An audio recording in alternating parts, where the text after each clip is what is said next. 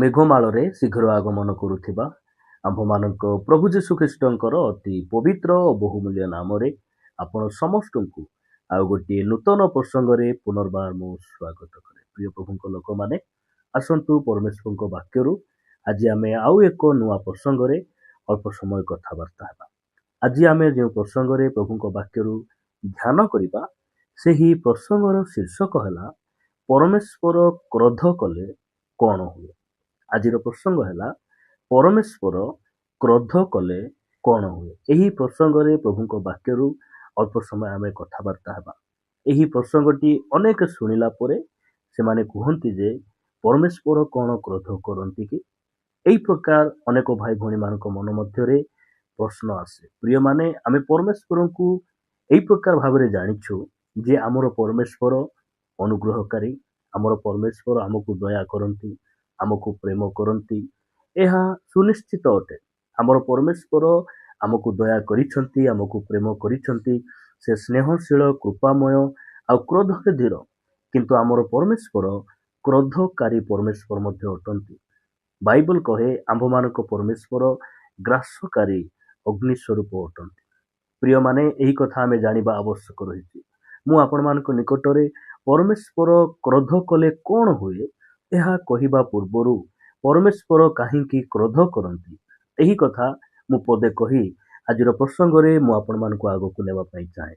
ଆପଣମାନେ ସାଧୁ ପାଉଲଙ୍କ ପତ୍ର ଏଫେସୀୟ ପୁସ୍ତକ 5 ଅଧ୍ୟାୟକୁ ଆସିବେ। ଏଫେସୀୟ ପୁସ୍ତକ 5 ଅଧ୍ୟାୟ 6 ପଦରେ ଏ ପ୍ରକାର ଲେଖାଯାଏ, କେହି ତୁମ୍ଭମାନଙ୍କୁ ଓସାର କଥାରେ ନ ଭୁଲାଉ, କାରଣ ଏହି ସମସ୍ତ କୁକର୍ମ ହେତୁ ଅନାଜ୍ଞାବହ ସନ୍ତାନମାନଙ୍କ ଉପରେ ଈଶ୍ୱରଙ୍କ କ୍ରୋଧ ବର୍ତ୍ତେ। ଦେଖନ୍ତୁ ପ୍ରିୟ ଭାଇ ଭଉଣୀ ମାନେ, ଏହି ସ୍ଥାନରେ ଲେଖାଯାଏ ସାଧୁ ପାଉଲ ଏଫେସୀୟ ମଣ୍ଡଳୀର ବିଶ୍ୱାସୀ ମାନଙ୍କୁ ସେ ପ୍ରକାର ଲେଖୁଛନ୍ତି, କେହି ତୁମ୍ଭମାନଙ୍କୁ ଓସାର କଥାରେ ନ ଭୁଲାଉ, କାରଣ ଏହି ସମସ୍ତ କୁକର୍ମ ହେତୁ ଅନାଜ୍ଞାବହ ସନ୍ତାନ ମାନଙ୍କ ଉପରେ ଈଶ୍ୱରଙ୍କ କ୍ରୋଧ ବର୍ତ୍ତେ।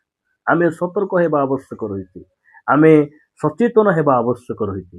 ଯେତେବେଳେ ଆମେ ଓସାର କଥାରେ ବିଶ୍ୱାସ କରୁ ଆଉ ପରମେଶ୍ୱରଙ୍କର ସବୁ ପରାମର୍ଶ, ତାହାଙ୍କର ଅନୁଯୋଗକୁ ଆମେ ପିଠି ଆଡ଼େ ଫିଙ୍ଗି ଦେଇ ଆମେ ଓସାର କଥାରେ ବିଶ୍ୱାସ କରି ଯେତେବେଳେ ଆମେ ପଥଭ୍ରଷ୍ଟ ହେଇଯାଉ ଏବଂ ପରମେଶ୍ୱରଙ୍କର ବାକ୍ୟକୁ ଅମାନ୍ୟ କରି ଆମେ ଯେତେବେଳେ ଅନାଜ୍ଞାବହ ହେଇଯାଉ, ସେହି ସମୟରେ ପରମେଶ୍ୱରଙ୍କର କ୍ରୋଧ ବର୍ତ୍ତେ। ଆମେ ପରମେଶ୍ୱରଙ୍କର କ୍ରୋଧର ପାତ୍ର ହେବା ନିମନ୍ତେ ପରମେଶ୍ୱର ଆମମାନଙ୍କୁ ମନୋନୀତ କରିନାହାନ୍ତି। ଆଗାମୀ କ୍ରୋଧ, ଆଗାମୀ ବିନାଶରୁ ସେ ଆମକୁ ଉଦ୍ଧାର କରିବା ପାଇଁ, ଆମକୁ ପରିତ୍ରାଣ ଦେବା ପାଇଁ ସେ ଆମକୁ ଆହ୍ୱାନ କରିଛନ୍ତି, ସେ ଆମକୁ ମନୋନୀତ କରିଛନ୍ତି। ପ୍ରିୟମାନେ, ପରମେଶ୍ୱର କ୍ରୋଧ କଲେ କଣ ହୁଏ? ଆପଣମାନେ ମୋ ସହିତ ପଢିବେ ସିଫୋନିୟ 1 ଅଧ୍ୟାୟ 18 ପଦରେ। ସିଫୋନିୟ ଭବିଷ୍ୟତ ବକ୍ତା ଏହି ପ୍ରକାର ସେ ଲେଖନ୍ତି। ସିଫୋନିୟ 1 ଅଧ୍ୟାୟ 18 ପଦ ମୋ ସହିତ ଆପଣମାନେ ପଢିବେ।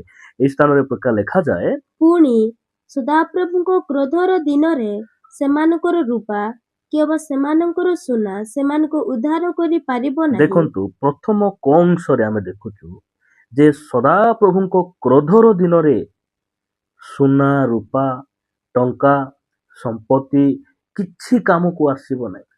କିଛି ଏଇସବୁ ବିଷୟ କାମକୁ ଆସିବ ନାହିଁ। ଆଜି ମନୁଷ୍ୟର ଭରସା, ମନୁଷ୍ୟର ବିଶ୍ୱାସ, ମନୁଷ୍ୟର ଗର୍ବ କୋଉଠି ନା କୋଉଠି ସେମାନେ ସୁନା ଥିଲେ ଯଥେଷ୍ଟ, ଟଙ୍କା ଥିଲେ ଯଥେଷ୍ଟ, ଘର ଥିଲେ ଯଥେଷ୍ଟ, ମୋ ପାଇଁ ଚାକିରି ଥିଲେ ଯଥେଷ୍ଟ। ଆଜି ଅନେକ ଲୋକ ଏହି ଜଗତର ଏହି କ୍ଷୌଣିକ ବିଷୟ ପ୍ରତି ସେମାନେ କଣ କରିଛନ୍ତି? ଭରସା ରଖିଛନ୍ତି। ଆଜି ଏଇ ସବୁ ବିଷୟରେ ସେମାନେ ଆଉଜି ପଡିଛନ୍ତି। କିନ୍ତୁ ପରମେଶ୍ୱରଙ୍କ ବାକ୍ୟ କହେ, ଯେତେବେଳେ ପରମେଶ୍ୱରଙ୍କର କ୍ରୋଧର ଦିନ ଆସିବ, ଯେତେବେଳେ ପରମେଶ୍ୱରଙ୍କର ନ୍ୟାୟ ବିଚାରର ଦିନ ଆସିବ, ସେହି ଦିନରେ ସେମାନଙ୍କର ସୁନା କି ରୂପା କୌଣସି କାମରେ ଆସିବ ନାହିଁ। ଆପଣମାନେ ଜାଣିଥିବେ, ଯେଉଁ ସମୟରେ COVID-19 ପୃଥିବୀରେ ଆସିଲା, ଲୋକମାନଙ୍କ ପାଖରେ କୋଟି କୋଟି ଟଙ୍କା ଥିଲା, କୋଟି କୋଟି ଟଙ୍କାର ଗାଡି ଥିଲା, ମାତ୍ର ସେଇ ଗାଡିରେ ବସିବା ପାଇଁ ଗୋଟେ ଲୋକ ମଧ୍ୟ ନଥିଲେ। ଅନେକ ସମ୍ପତ୍ତି ଥିଲା, ସମ୍ପତ୍ତି କିଛି କାମରେ ଆସିଲା ନାହିଁ। ଆଗାମୀ ଦିନରେ ମଧ୍ୟ ଏହି ପ୍ରକାର ଗୋଟେ ପରମେଶ୍ୱରଙ୍କର କ୍ରୋଧର ଦିନ ଆସୁଛି।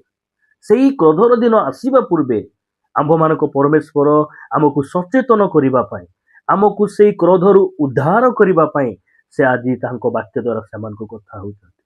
ପ୍ରିୟ ପ୍ରଭୁଙ୍କ ଲୋକମାନେ, ଆମେ କେତେ ସୌଭାଗ୍ୟଶାଳୀ ଲୋକମାନେ ଅଟୁ ଯେ କ୍ରୋଧର ଦିନ ଆସିବା ପୂର୍ବେ ପରମେଶ୍ୱର ଆମକୁ ସେ କଥାବାର୍ତ୍ତା ହେଉଛନ୍ତି।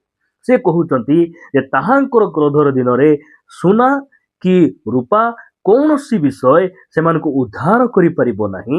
ମାତ୍ର ତାହାଙ୍କର ଅନ୍ତର୍ଜାଳା ରୂପ ଅଗ୍ନିରେ ସମୁଦାୟ ଦେଶ ଗ୍ରାସିତ ହେବ, କାରଣ ସେ ଦେଶ ନିବାସୀ ସମସ୍ତଙ୍କୁ ନିଃଶେଷ କରିବେ, ହଁ ଭୟାନକ ରୂପେ ନିଃଶେଷ କରିବେ। ପ୍ରିୟମାନେ, ସେ ଦେଶ ନିବାସୀ ସମସ୍ତଙ୍କୁ ସେ କଣ କରିବେ? ନିଃଶେଷ କରିବେ, ଅଣନିଶ୍ୱାସ କରିଦେବେ। ଅର୍ଥାତ୍ ସେହି ବିନାଶର ଦିନରେ ଆମକୁ ଏଇ ଜଗତର କୌଣସି ବିଷୟ ଉଦ୍ଧାର କରିବ ନାହିଁ। ପ୍ରଭୁଙ୍କର କ୍ରୋଧର ଦିନ, ବିଚାରର ଦିନ, ସେଇ ଦିନ ଯଦି ଆମେ ଉଦ୍ଧାର ପାଇବାର ଅଛି, ଆମକୁ ଯୀଶୁ ଆମକୁ ଦରକାର, ପରମେଶ୍ୱରଙ୍କର ବାକ୍ୟ ଆମକୁ ଦରକାର, ତାହାଙ୍କର ଆଜ୍ଞାବହତା, ଧାର୍ମିକ ଜୀବନ, ନମ୍ର ଜୀବନ ଆମକୁ ସେଇଦିନ କଣ କରିବ? ଉଦ୍ଧାର କରିବ। ସେଥିପାଇଁ ସେଇ କ୍ରୋଧର ଦିନ ଆସିବା ପୂର୍ବେ ଆମେ ଆମର ପରମେଶ୍ୱରଙ୍କୁ ଆପଣାଇବା ଆବଶ୍ୟକ ରହିଛି। ଆମେ ଅନାଜ୍ଞାବହ ସନ୍ତାନ ମାନଙ୍କ ପରି ଜୀବନ ଯାପନ ନ କରି ଆମେ ଆଜ୍ଞାବହ ସନ୍ତାନ ପରି ଆମେ ଜୀବନ ଯାପନ ଯଦି କରିବା, ତାହେଲେ ସେଇ ବିନାଶର ଦିନରେ ଆମେ ଉଦ୍ଧାର ପାଇବା। ପ୍ରିୟ ପ୍ରଭୁଙ୍କ ଲୋକମାନେ, ଆପଣ ଆଜି ଟିକେ ସମୀକ୍ଷା କରନ୍ତୁ। ଆପଣ ପରମେଶ୍ୱରଙ୍କର ଆଜ୍ଞାବହ ଭାବରେ ବଞ୍ଚୁଛନ୍ତି କିମ୍ବା ଆପଣ ଅନାଜ୍ଞାବହ ଭାବରେ ଜୀବନ ଯାପନ କରୁଛନ୍ତି? ଯଦି ଆଜି ବି ଆମେ ପ୍ରଭୁଙ୍କୁ କ୍ରୋଧ କଲା ପରି, ତାହାଙ୍କୁ ବିରକ୍ତ କଲା ଭଳି କୌଣସି ସ୍ୱଭାବ, କୌଣସି ଆଚରଣ ଆମ ପାଖରେ ଅଛି, ଆଜି ଆମେ ପ୍ରଭୁଙ୍କ ନିକଟରେ କ୍ଷମା ମାଗିବା ଆବଶ୍ୟକ ରହିଛି। ତାହାଙ୍କର କ୍ରୋଧର ଦିନ ପୂର୍ବେ ଆମେ ତାହାଙ୍କ ନିକଟକୁ ଫେରି ଆସି ପରମେଶ୍ୱରଙ୍କ ଗୋଡ଼ ଧରି ଆମେ ତାହାଙ୍କୁ କ୍ଷମା ମାଗି ନିଜକୁ ସୁଧାରିବା ଆବଶ୍ୟକ ରହିଛି। ପରମେଶ୍ୱର ଚାହାନ୍ତି ନାହିଁ ଯେ ଆମେ ବିନାଶ ହେଉ, ଆମେ ନଷ୍ଟ ହେଉ। ସେ ଚାହାନ୍ତି ଆମେ ବିନାଶରୁ ଉଦ୍ଧାର ପାଉ।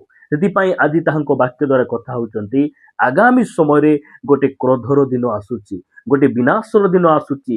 ଆଉ ସେହି ବିନାଶର ଦିନରେ ଉଦ୍ଧାର ପାଇବାକୁ ହେଲେ ମୋ ନିକଟକୁ ଫେରିଆସ, ମୋତେ ନିଜର କର, ମୋ ଠାରେ ତୁମେ ରୁହ, ତାହେଲେ ତୁମେ ରକ୍ଷା ପାଇବ, ଉଦ୍ଧାର ପାଇବ। ପ୍ରିୟ ପ୍ରଭୁଙ୍କ ଲୋକମାନେ, ଆମେ ଏଇ ଦିନ ମାନଙ୍କରେ ମଣ୍ଡଳୀରେ ରହିବା ଆବଶ୍ୟକ ରହିଛି, ସହଭାଗିତାରେ ରହିବା ଆବଶ୍ୟକ ରହିଛି, ନହେଲେ ସେଇ ବିନାଶ ଦିନରେ ଆମେ ବିନାଶ ହେଇଯିବା। ପ୍ରଭୁ ଆମମାନଙ୍କୁ ଦୟା କରନ୍ତୁ। ଆପଣମାନଙ୍କ ନିକଟରେ ମୁଁ ଆଉ ଗୋଟିଏ ବାକ୍ୟ ରଖିବା ପାଇଁ ଚାହେଁ। ଆପଣମାନେ ମୋ ସହିତ ଜିରିମିୟ ଭବିଷ୍ୟତ ବକ୍ତାଙ୍କ ପୁସ୍ତକ 10 ଅଧ୍ୟାୟ 10 ପଦ, ଜିରିମିୟ 10 ଅଧ୍ୟାୟ 10 ପଦ ପ୍ରତି ଆମେ ଧ୍ୟାନ ଦେବା। ମାତ୍ର ସଦାପ୍ରଭୁ ସତ୍ୟ ପରମେଶ୍ୱର ଅଟନ୍ତି। ଆମ୍ଭମାନଙ୍କ ପ୍ରଭୁ ସତ୍ୟ ପରମେଶ୍ୱର ଅଟନ୍ତି। ସତ୍ୟ ପରମେଶ୍ୱର ଯଦି ଅଛନ୍ତି, ତାହେଲେ ମିଥ୍ୟା ପରମେଶ୍ୱର ମାନେ ଏଇ ପୃଥିବୀରେ ମଧ୍ୟ ରହିଛନ୍ତି। ଆମେ ଯେଉଁ ପରମେଶ୍ୱରଙ୍କର ସେବା କରୁଛୁ, ସେ ସତ୍ୟ ପରମେଶ୍ୱର ଅଟନ୍ତି। ଆଉ ସେ କଣ କହୁଛନ୍ତି? ତଳକୁ ଲେଖାଯାଏ, ସେ ଜୀବିତ ସେ ପରମେଶ୍ୱର ଜୀବିତ ପରମେଶ୍ୱର, ସେ ବଞ୍ଚିଛନ୍ତି। ଆଉ ଆଜି ମଧ୍ୟ ସେ ଆମକୁ କଥା ହଉଛନ୍ତି। ସେ ଜୀବିତ ପରମେଶ୍ୱର ଓ ଅନନ୍ତ କାଳ ସ୍ଥାୟୀ ରାଜା। ଅନନ୍ତ କାଳ ସ୍ଥାୟୀ ରାଜା। ତାପରେ ତାହାଙ୍କ କୋପରେ ପୃଥିବୀ କମ୍ପିତ ହୁଏ। ତାହାଙ୍କ କୋପରେ ପୃଥିବୀ କମ୍ପିତ ହୁଏ, ପୃଥିବୀ ହଲିଯାଏ। ଏଇ ପୃଥିବୀ ନିତ୍ୟ ସ୍ଥାୟୀ ପୃଥିବୀ ନୁହେଁ। ଏଇ ପୃଥିବୀ ଦୃଢ ଭାବରେ ସ୍ଥାପିତ ହେଇଥିବା ଗୋଟେ ପୃଥିବୀ ନୁହେଁ। ଏହି ପୃଥିବୀକୁ ସେ ସୃଷ୍ଟି କରିଛନ୍ତି, ଆଉ ଏଇ ପୃଥିବୀକୁ ସେ କମ୍ପାଇବା ପାଇଁ ଯାଉଛନ୍ତି। ସାଧୁ ପିତର ତାଙ୍କ ବାକ୍ୟରେ ସେ ଲେଖନ୍ତି ଯେ ଅଗ୍ନି ନିମନ୍ତେ ଏଇ ପୃଥିବୀ ରଖାଯାଇଛି। ଯେତେବେଳେ ପରମେଶ୍ୱରଙ୍କର କ୍ରୋଧ ଏଇ ପୃଥିବୀ ପ୍ରତି ବର୍ତ୍ତିବ, ସେହି ସମୟରେ ପୃଥିବୀ କଣ ହେବ? କମ୍ପିତ ହେବ, ପୃଥିବୀ ଦହଲି ଯିବ, ପୃଥିବୀ ହଲିଯିବ।